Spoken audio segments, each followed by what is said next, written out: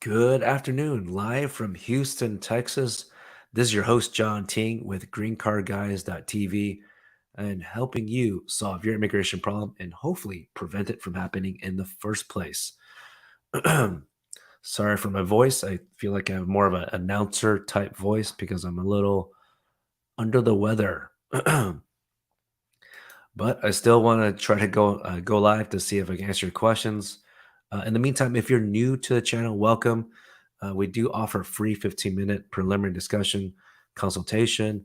The way to access this is wait for our secret code. We're going to share it towards the end of the show. Depending on my voice, I'll try to stay in as long as 15 to 20 minutes at least today. And then we do go live every day, Monday through Friday, because on the weekends, I do have to rest a little bit. But we're here to answer any questions and the topic for today. So that's what we're trying to do every day is have a different topic. So I can start with that, and of course go into more of your questions, which we welcome any type of question. Of course, if it turns out that we need to go more in depth, if I believe, or if it may, of course, confidential, then we do ask you to give us a call 720-740-4247, and our cares team will set you up with a consultation. I'll schedule you a time to chat with one of the attorneys. Speaking of attorneys, it might not be with me. I know a lot of folks want to chat with me, but I do have a team of attorneys ready to assist you, point you in the right direction. And even if we can't offer you representation, you might not even be wanting to look for that. We do have a lot of free guides to share with you. So let me show you an example. Is right here. Okay, we have several guides on our website. It doesn't have all of them on the website, but because there's just so many immigration problems, and it contains common questions and answers. Really save you time because you don't necessarily have to schedule a time. Maybe you want to take a look at the information before you schedule with us. And I completely understand. This is one of the popular ones is mandamus lawsuit. You might be wondering what is a mandamus lawsuit? When would that happen? Because it's not a typical case, but this is a situation. If you have a situation like a fiance visa, which is topic for today, if it's been pending for a long time, which we'll go into more detail very soon. So check that out on our website, greencardguys.com, and scroll down to the bottom of the homepage to access these. All right. So the thing is that I see a question. I'll get to that soon. But one thing about the topic here, why is my fiance visa case taking so too long? And here's the deal. Number one, of course, because pandemic. But aside from that, people ask, we welcome you to call in or schedule time to speak with attorneys because you might think that your case is taking a long time, but in terms of being able to file a lawsuit, it depends on the timing mechanism, essentially, not mechanism, but the timing trigger and at what stage. So we've had people call us and say, look, hey, I filed my fiance petition. And we ask, well, when did you file it? And they say 6 months ago. We say that's too early.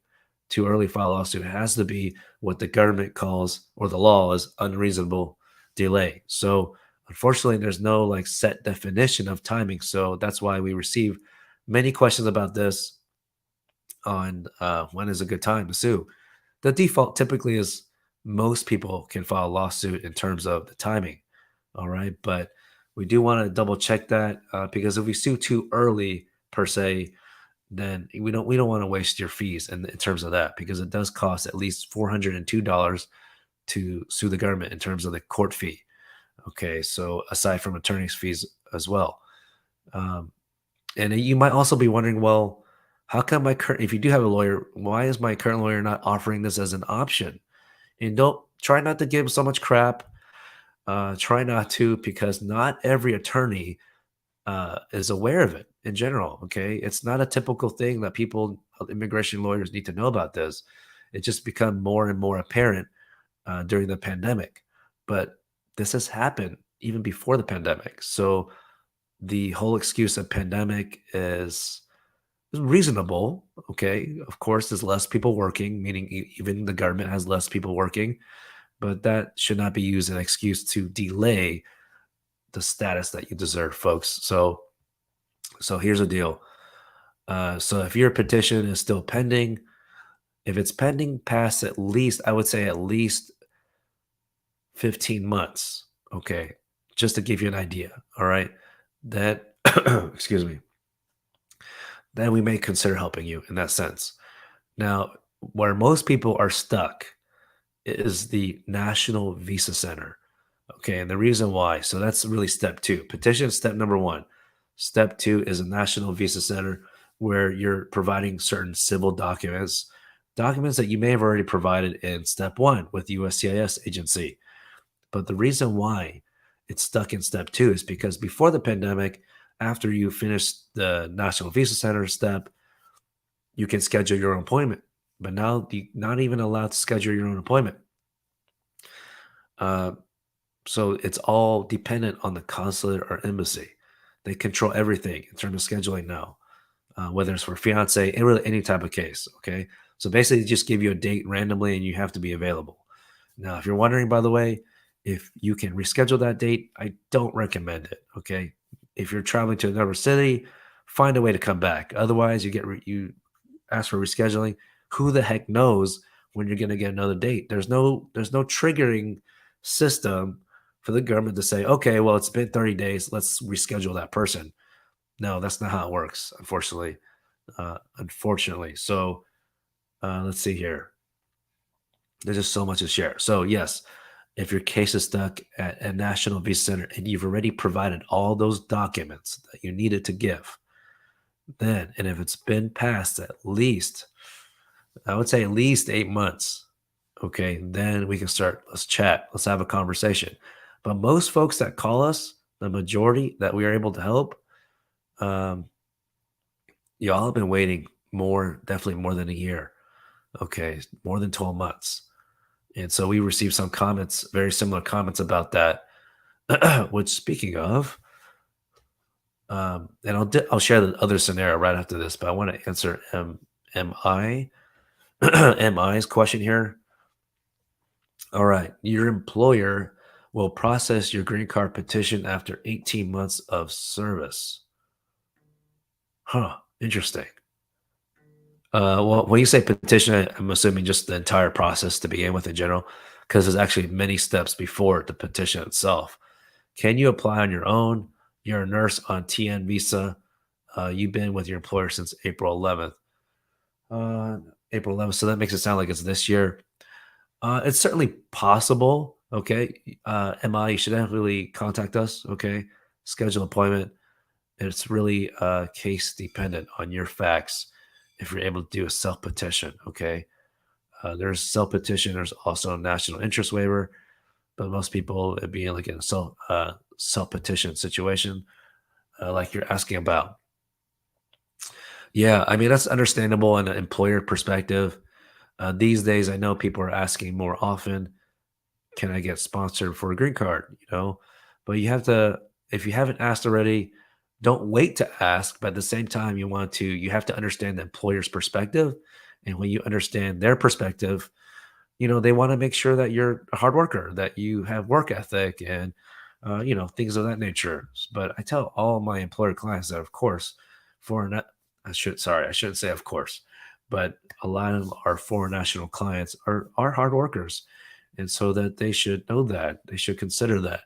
And I tell my employer clients that you should expect someone who is on a TN visa or any kind of non-immigrant visa like a H-1B, which by the way, it's November right now. And if you're wanting to apply for the first time, it's coming up soon. Okay, registration is early March. So you can't register on your own. You have to have an employer that's willing to sponsor you for H-1B. Okay, so you need to have an employer lined up. So, especially if you are a college student watching this, get all your ducks in a row. You want to start interviewing sooner than later. Okay. Um, let's see what else to share with you. But hopefully that helps. Okay. I believe we do also have a free guide about EB options that includes about self petition and NIW. Okay. Hopefully my voice is okay. I know the other day someone commented said I need to I need to be more excited. It's a little difficult, especially of course being sick. but also, immigration. It's a tough subject. Okay, it can be it can be a difficult journey for folks. So yesterday, if you're just tuning in for the first time, or you haven't tuned in a while, yesterday we were talking about parole option for Venezuelans, which the U.S. government basically modeled that from the Ukrainian parole program, which is only 24,000 um, slots or spots open for Venezuelan parole. Okay, and it already started. It's been a couple weeks already. So if you have a family member or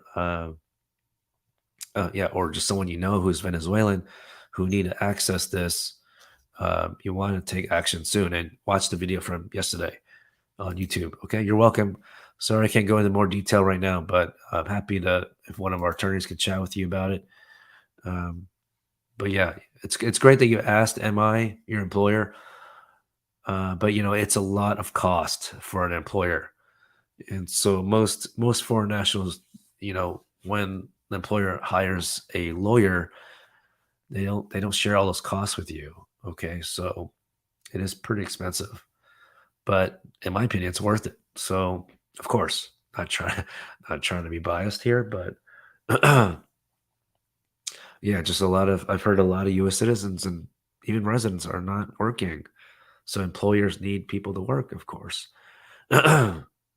All right. So let's see. In the meantime, if you have any questions, please continue to drop in the comment section and let me know where you're watching from. I think it's always interesting how far the YouTube channel has reached. And let's see here.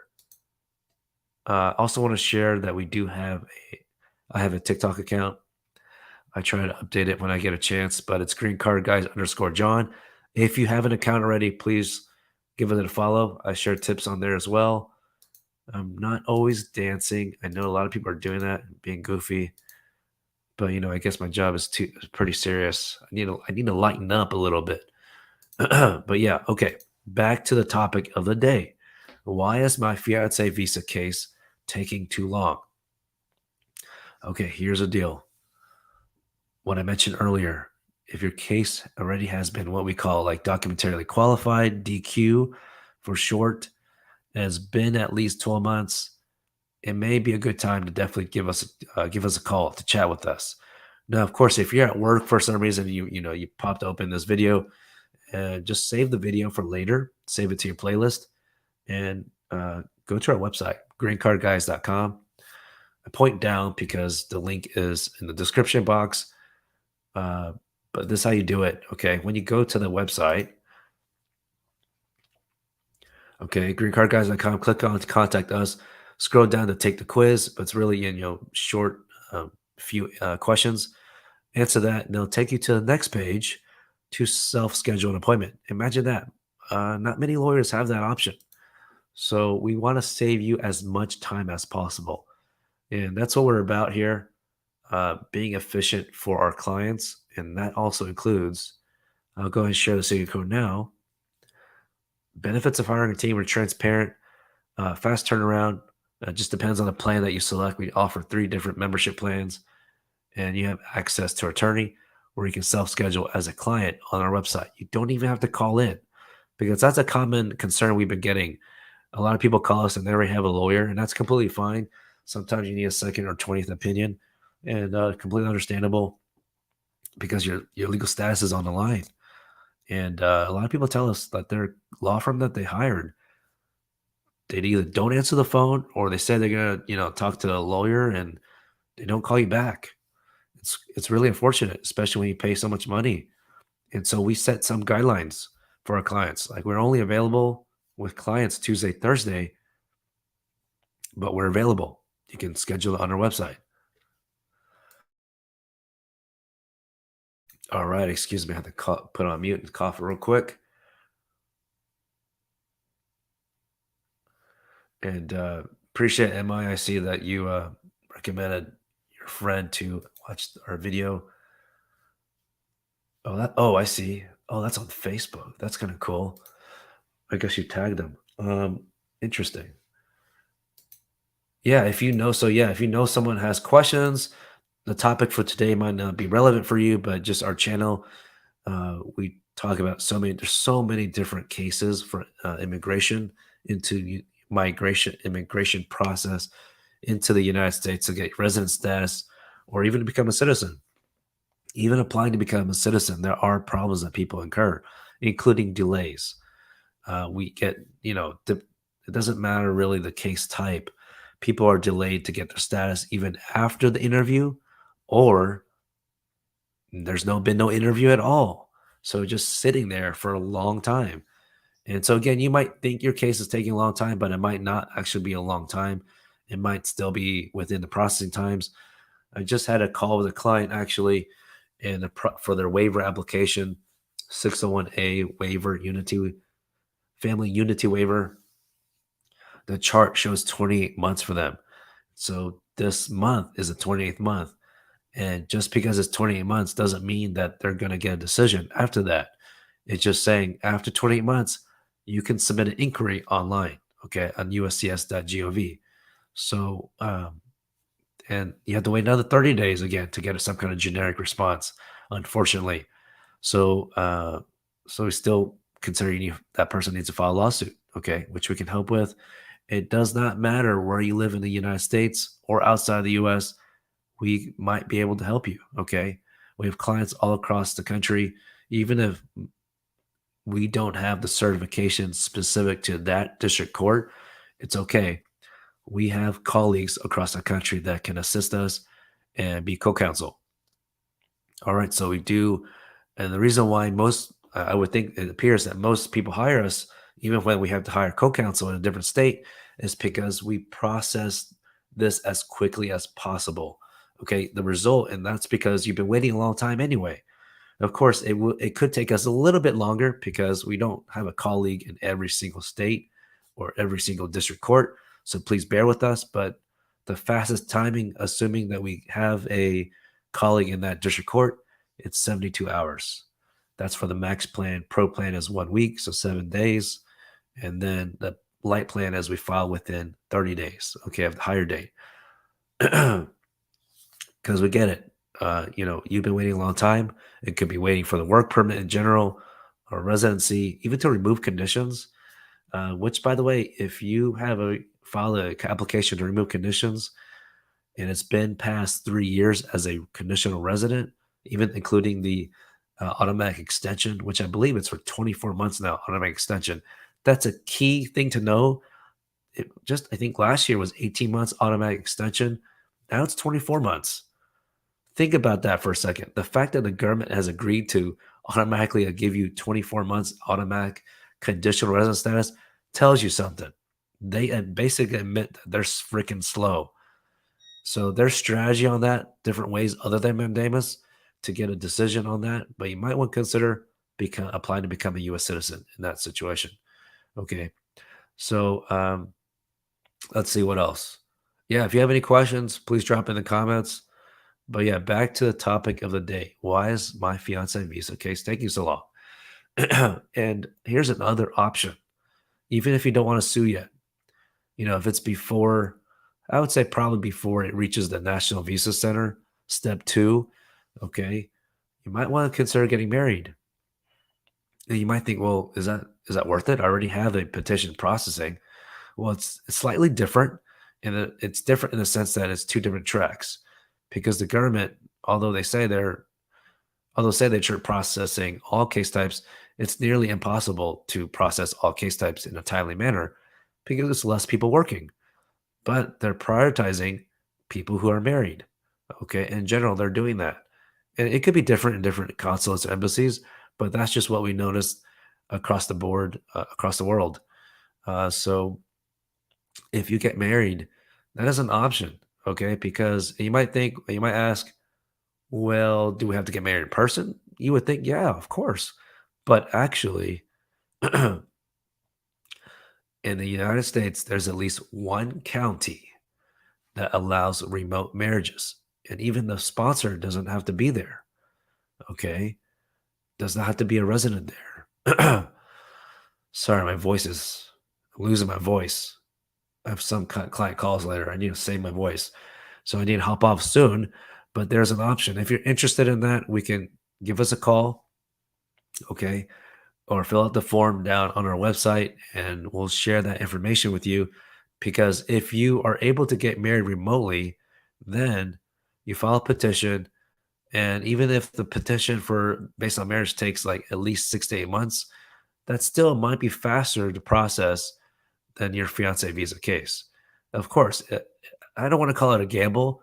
I would take it a educated gamble. I don't want to use the word gamble, but if you're waiting, if you've been waiting so long, I would imagine you want to take every action possible to speed it up.